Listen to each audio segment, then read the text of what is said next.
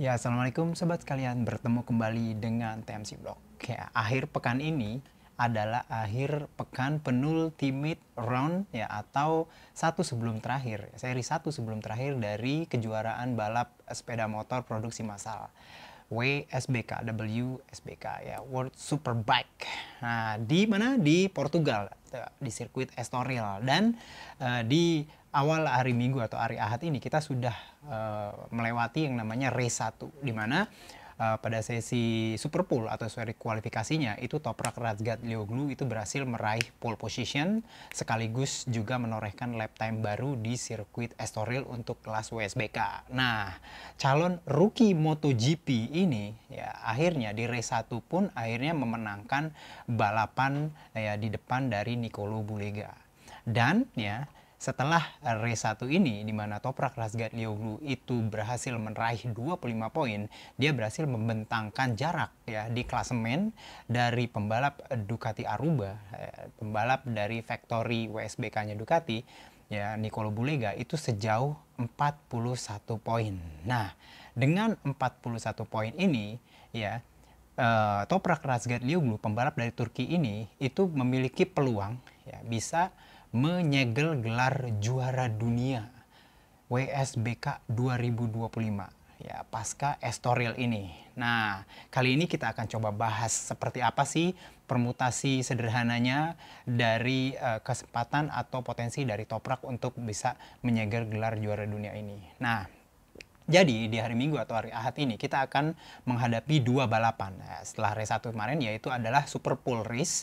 Ini adalah semacam kayak sprint race kalau di MotoGP, di mana poin maksimumnya itu 12 poin, lalu yang posisi kedua itu 9 poin. Bedanya jaraknya 3 poinnya. Nah, lalu ada race kedua ya. Nah, ini sama seperti race pertama di mana pemenangnya memperoleh 25 poin. Nah, dari 41 poin ini karena kita menghadapi seri terakhir di Jerez ya nanti ya, balapan terakhir di Jerez, balapan finale nanti di Jerez, itu artinya setelah Estoril itu pembalap itu hanya memiliki poin maksimum itu 25 race 1, 12 poin Super Pole Race, lalu ada race 2 itu 25 poin. Jadi total itu 62 poin. Nah, gitu ya teman-teman sekalian.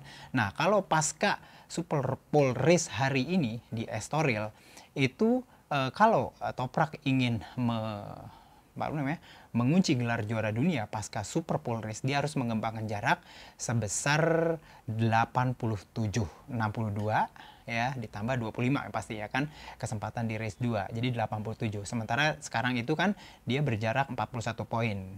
Dan kesempatan maksimum poin yang bisa diraih hanya 12 poin teman-teman sekalian. Itu dengan catatan Nicolo Bulega tidak finish ya, tidak finish atau misalkan 0 poin.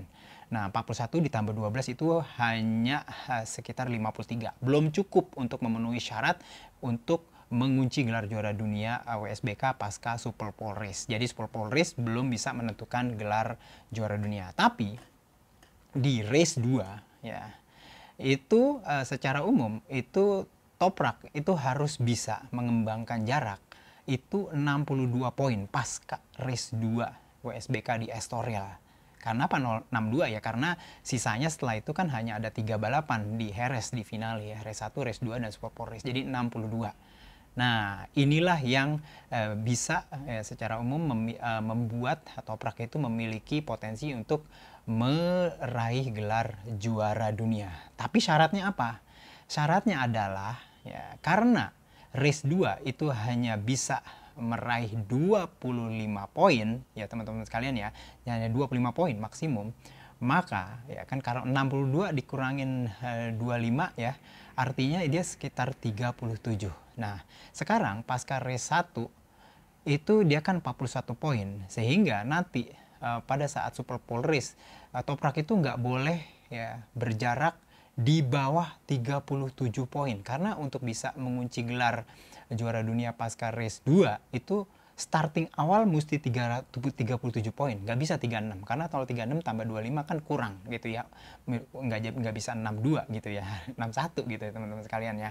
Nah, harus 37 poin, artinya Nicolo Bulega itu harus memapas jarak ya di atas 5 poin dari dari Toprak Razgatlioglu. Artinya gini, kalau Nicolo Bulega ingin, ya teman-teman sekalian ya, ingin mendelay ya kesempatan dari Toprak Razgatlioglu untuk mengunci gelar nanti di seri finale, maka dia harus memperoleh 5 poin lebih besar bila dibandingkan dengan Toprak Razgatlioglu di balapan Superpole Race. Nah, permutasinya gimana? Paling gampang adalah Bulega yang paling gampang harus menangin dulu balapan Superpole Race dan dia memperoleh 12 poin. Namun syaratnya adalah ya kalau ingin mendelay Toprak sampai di Jerez ya, Toprak itu harus finish posisi 3, 4, 5, 6, 7, 8, 9 ke bawah. Pokoknya paling gede itu 3. Tapi kalau misalkan Toprak finish di posisi 2 di balapan Superpole Race, yang artinya hanya 3 poin jaraknya dengan Bulega yang misalkan finish di posisi pertama, itu hanya 41 dikurang 3 teman-teman sekalian. Jadi hanya 38 ya. 38 poin, dan ini sudah cukup untuk membuat pasca race 2 Toprak bisa memiliki potensi untuk mengunci gelar juara dunia. Memang agak bingung ya. Kenapa? Karena memang kita belum melakukan atau belum bisa melihat balapan Superpole Race-nya. Ya, sulit, banyak banget permutasi. Jika ingin bilang bagaimana hitung-hitungannya bila Toprak ingin mengunci gelar juara dunia pasca race 2. Kita tunggu dulu pokoknya hasil dari balapan Superpole Race. Namun intinya atau bottom line dari pembahasan ini adalah secara umum ya, Toprak Razgatlioglu memiliki kans ya atau memiliki potensi untuk mengunci gelar juara dunia WSBK 2025 sebelum satu seri pamungkas, satu seri final di Jerez nanti ya, di race 2. Namun memang untuk bisa mengunci gelar juara dunia pasca race 2 di Estoril 2025 ini, itu juga cukup bergantung pada hasil dari balapan Superpole Race. Ya, jadi balapan sprint race ala WSBK. Nah, apakah akan kita lihat calon rookie dari MotoGP tahun 2026 ini akan menjadi juara dunia WSBK 2025 di sini nih, di Estoril, atau mungkin nanti kita harus lihat balapan finale di Jerez nanti. Ya, kita nggak tahu, tapi yang pasti adalah kita tunggu dulu hasil balapan Superpole Race. Secara umum memang tinggal hanya 2 pembalap ini aja yang punya kemungkinan untuk mengunci gelar juara dunia WSBK 2025.